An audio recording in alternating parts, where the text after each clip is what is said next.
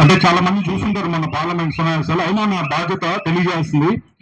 మొన్న జరిగిన దాంట్లో చాలా బాధాకరమైన విషయం ఏంటంటే, పార్లమెంట్ సమావేశాల్లో అన్ని పార్టీలు అమరావతికి సంబంధించి చివరికి కాంగ్రెస్ కూడా సపోర్ట్ చేసింది.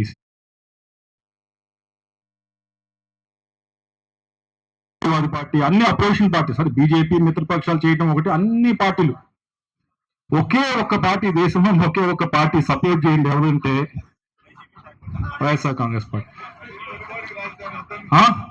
ఆ రోజు జరుగుతూ ఉంది, ఏదో అమరావతికి ఒక్కదానికే కాదు జరుగుతూ ఉంది గౌరవం, లేకపోతే ఆంధ్రప్రదేశ్ ఒక్కటికే కాదు, తెలుగు జాతి మొత్తానికి కూడా ఆ రోజు గౌరవం.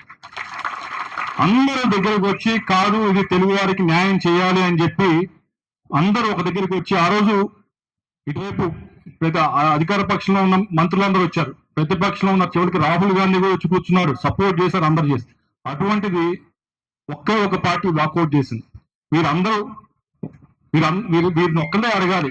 ఇక్కడ ఉన్న ఇన్ఛార్జీలు చాలా ఉన్నారు నియోజకవర్గానికి, వీరిని అడగాల్సింది మన ప్రశ్న ఏమిటి అంటే, అయ్యా మీ స్టాండ్ ఏంటి అమరావతి పైన స్పష్టంగా చెప్పండి అని చెప్పి వారిని దయచేసి అడగవలసిన పరిస్థితి ఉంది.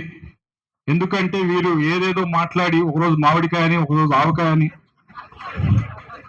ఇది మరీ ఏదో ఒక విధంగా న్యూస్ లో ఉండాలని చెప్పి కాంట్రవర్సీ అంత ఎక్కువ చేస్తే అంత ఎక్కువ న్యూస్ లో ఉంటాం, అంత ఎక్కువ మాట్లాడుకుంటారని పార్లమెంట్ లో పాస్ అవుతుంది తెలుసు, అది హెడ్ లైన్స్ పెద్ద బాగా భారీగా వస్తుంది. కాబట్టి దానికంటే పెద్ద హెడ్ లైన్ రావాలంటే చాలా విచిత్రంగా మాట్లాడితే చాలా పెద్ద హెడ్ లైన్ వస్తేనే ఆ రోజు విచిత్రంగా మాట్లాడటం తప్పించి దానికి మరొకటి లేదు. అయితే మనందరం కూడా కొద్దిగా గ్రామాల్లో నాయకులు అందరూ ఉన్నారు, పెద్దలందరూ ఉన్నారు, కాబట్టి మీరు అందరూ గ్రామంలో గట్టిగా ప్రశ్నించాల్సింది, అడగవలసింది ఏమిటి అంటే, ఎదురువారిని మీకు అమరావతి పైన స్టాండ్ ఏమిటి అని చెప్పి ప్రశ్నించాల్సిన అవసరం ఉంది.